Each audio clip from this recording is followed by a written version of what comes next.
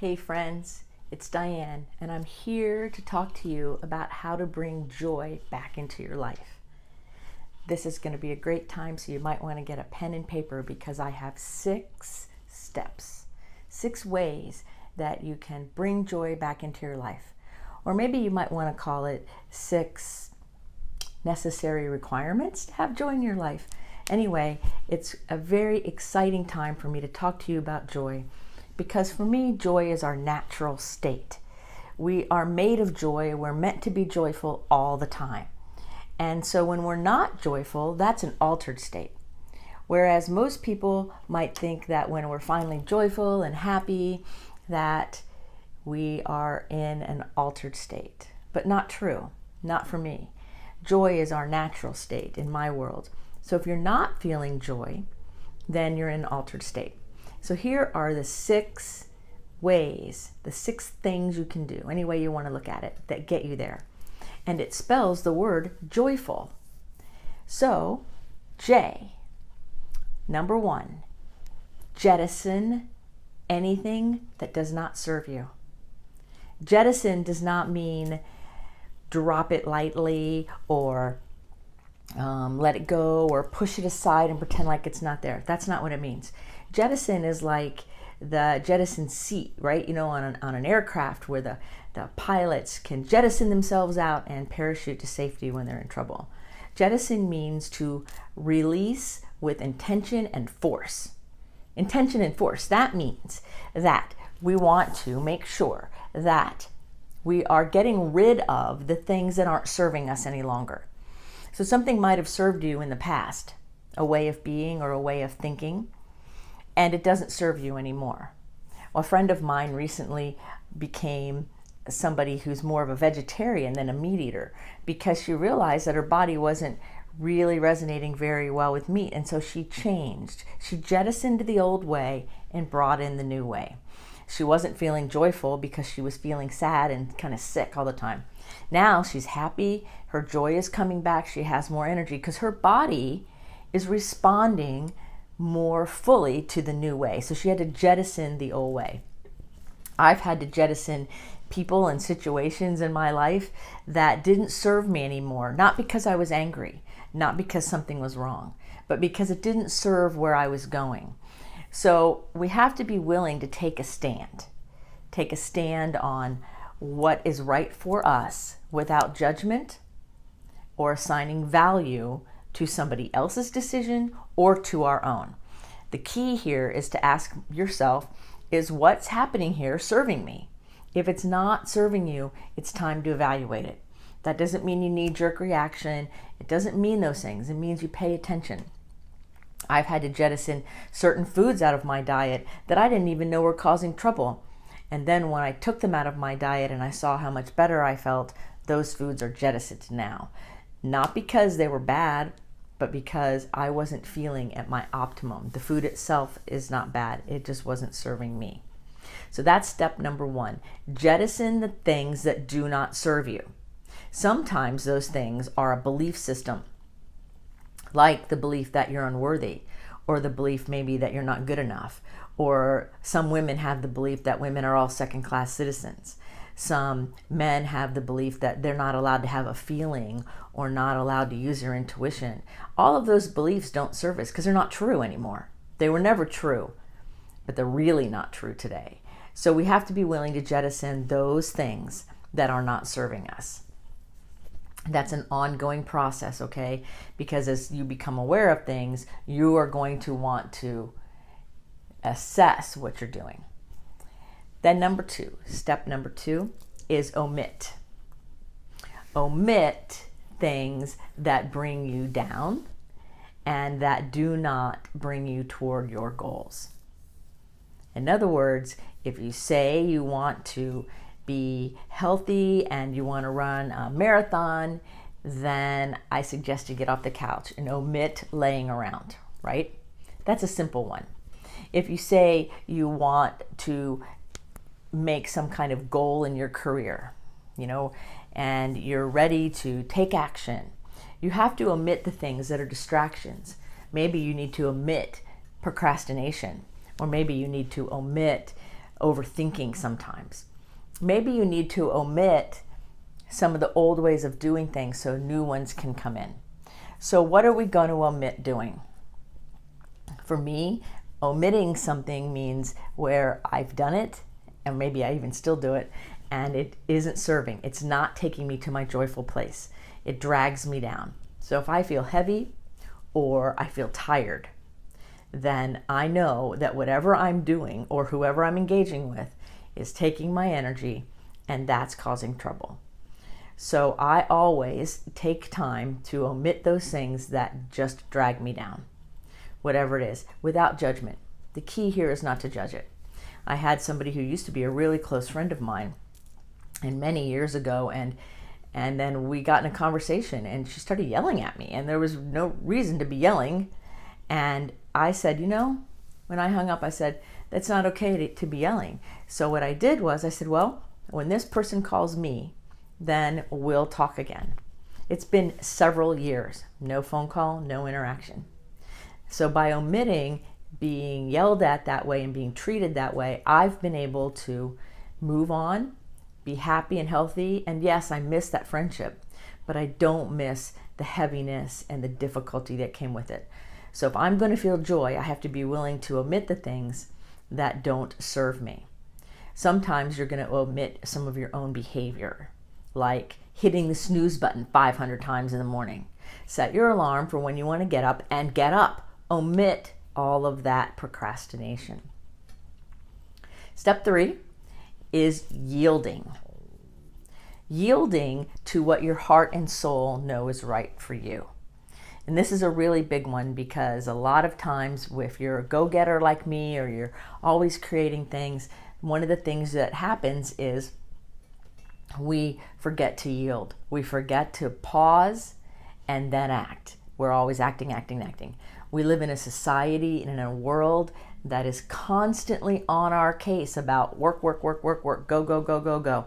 Have your phone with you all the time. Have this with you all the time. Do this if you don't answer right away. Go. I even heard my voice speed up, just thinking about it, right? So it's all about yielding. I always think of the great running backs in football. Yes, I love football. And they know how to yield and cut to find the opening. The great ones do not just bowl forward like there's nothing there. They'll run into the offensive line. They need to have a time to yield, to pause, so that they can then see where the opening is to make the big play. And if you watch them, Emmitt Smith, Barry Sanders, lots of them, you can see that ability to yield in the game. So if your life and your world were a game, if you will, where do you need to yield? Sometimes yielding includes meditation.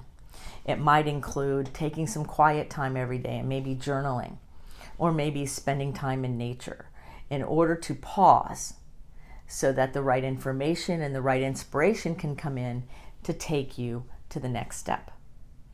I spend my time every day yielding somewhat in nature, sometimes with my dog, but always I spend time meditating every day, whether it's 10 minutes or an hour.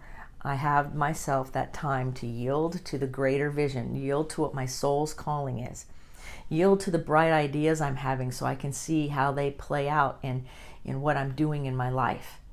All of those forms of yielding bring me joy. So far we're going to jettison the old things that don't serve us. We're going to omit things that we're doing that don't serve us. We're going to yield so that our soul, our spirit, our emotions can guide us more, and we're not going to live from the neck up only, because it doesn't work. So those are the first 3 steps. That spells joy. So now, for getting back on track and getting the joy back in your life, there's 3 more steps. The F is to have faith.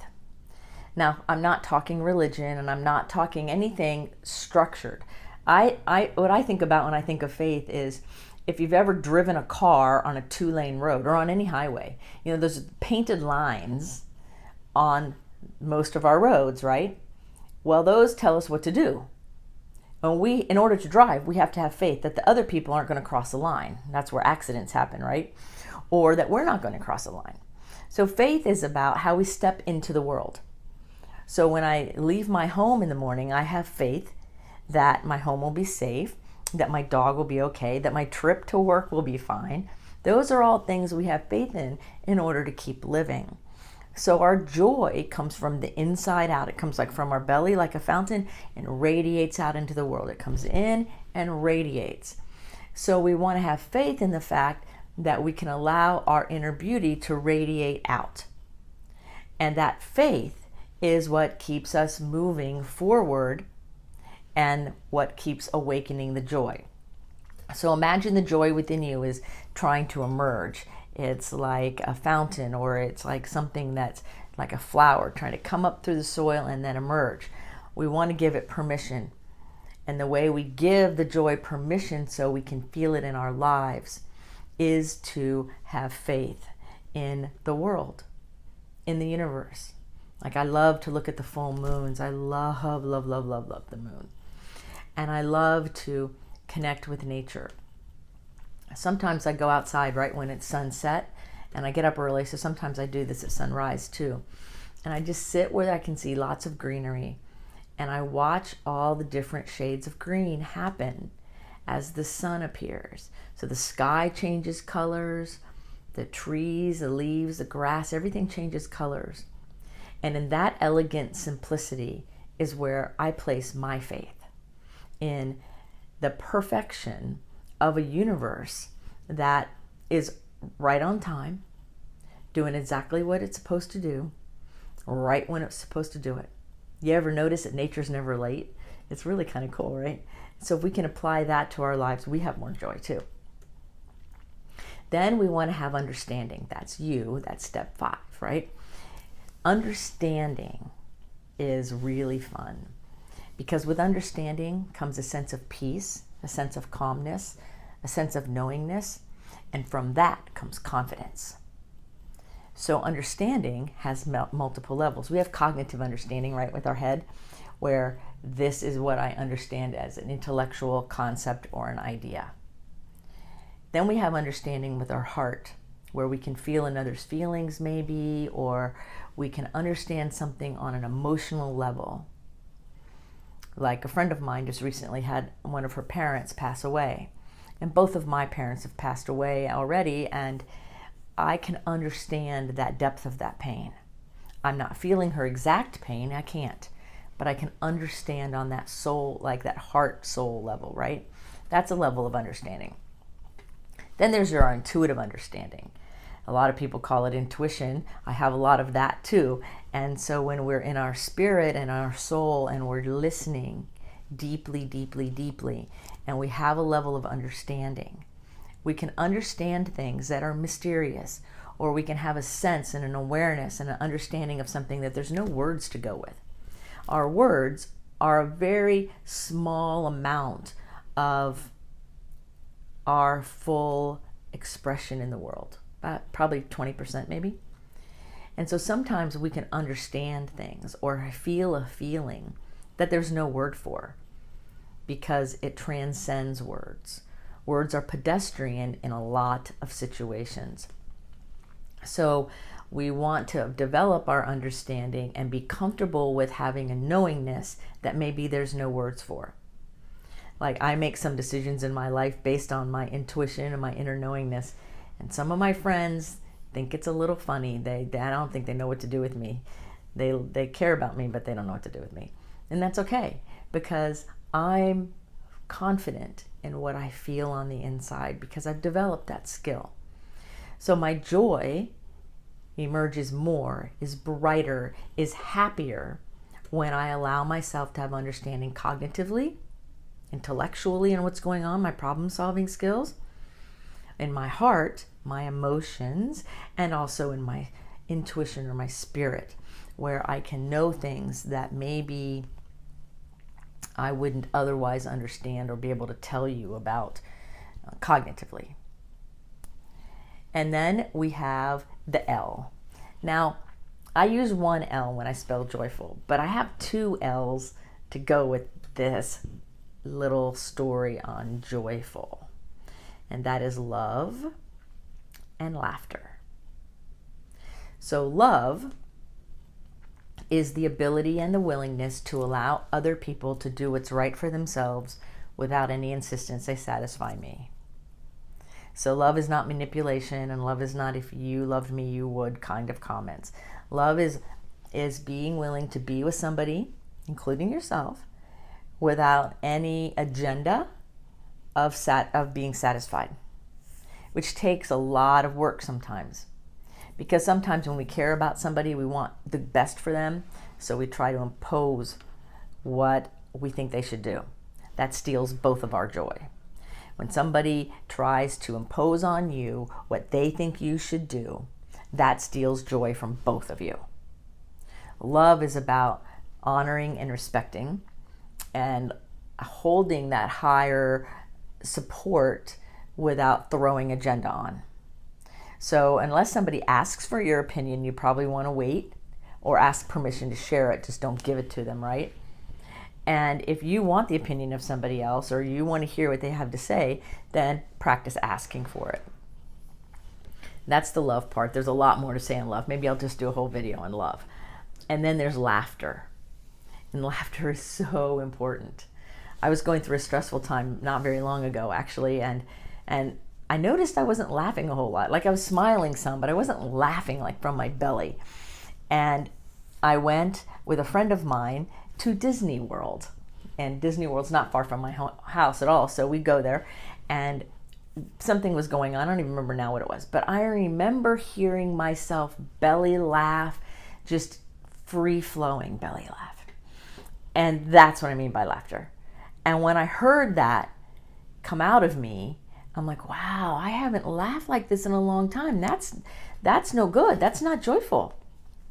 So then I had to remind myself of my 6 things. I had to remind myself I needed jettison whatever it wasn't working. Something that was happening in my life wasn't working, and I had to be willing to jettison it, get rid of it, kick it out. Bye, see you later. I had to be willing to omit and stop doing those things that were perpetuating the non-joyful situation. To omit something is to no longer do what you're doing. That's stealing your joy, right? So a lot of times people say, what are you willing to do? And I always say, and also, what are you willing to no longer do? Then I had to be willing to yield, that there's a higher thing going on and there's more happening in my life than just what was happening in all this stressful time that was stealing my joy. And I didn't even realize it because it was little by little by little. But when I heard my laugh that day, I remembered the joy that's my natural state, that's always me. And I'm a little goofy sometimes because I feel so joyful. And then I had to remind myself that what's my faith in? Where is my faith? Well, my faith is in the perfect unfoldment of this universe. I know beyond all reasonable doubt that everything happens right on time, and that we as humans have such amazing ability to create and sustain and connect and understand on levels that we still don't even understand yet. And how amazing is that? I just think it's just awesome. Then I allow myself to have more understanding, and then laugh and love. And love is so important because the love part is about loving yourself, right? And it's not like being in love like a narcissist. That's not what I'm talking about. I'm talking about having compassion. I'm talking about loving yourself through the world. Maybe you made a mistake, or maybe you think you're late. You're really not, but you think you are. Or maybe you're procrastinating, or maybe, there's all these things going on. It's so important sometimes just to let yourself be you. Let yourself be you and love you. So I have a homework assignment for you about the love, okay? When you go to bed tonight, before you go to sleep and you're in the bathroom brushing your teeth, getting ready for bed, get eye contact with yourself in the mirror, right in there. Get eye contact and say your name. So I would say, Dianne, thank you for being here for me all day long. And all the greatness, all the foibles, everything. Thank you so much. I love you. Good night. Some people can't do that without crying because they haven't learned how to love themselves. So you do it until you can do it without crying, right? Then in the morning when you get up and you're brushing your teeth, instead of just hurrying through and getting out of the house, take a minute and get eye contact one more time. And say, good morning. Hi, Dianne. I'm here for you all day, no matter what. It doesn't matter. I'm here for you. You're loved, you're guided, and you're protected. Now let's go do this. And then you move forward into the day with joy, with an open heart and an open mind, and it all comes together. You'll see yourself laughing more. So there's a lot of ways to bring joys back into your life. And so this little sequence of 6 things really helps me, like with a ladder, to keep myself so that my joy is always coming through.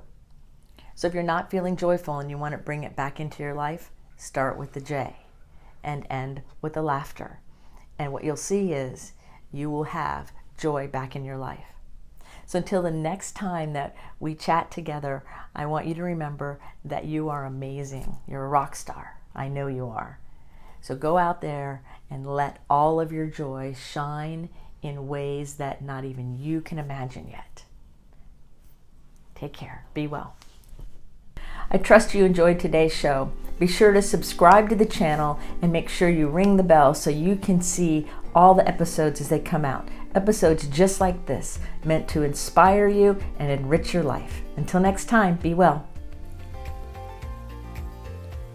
Thank you for listening. I trust you gained some valuable inspiration and information. Please join me and other visionaries in the Someone Gets Me Facebook group. Or for more information on my services and additional episodes, visit someonegetsme.com. Again, thanks for listening.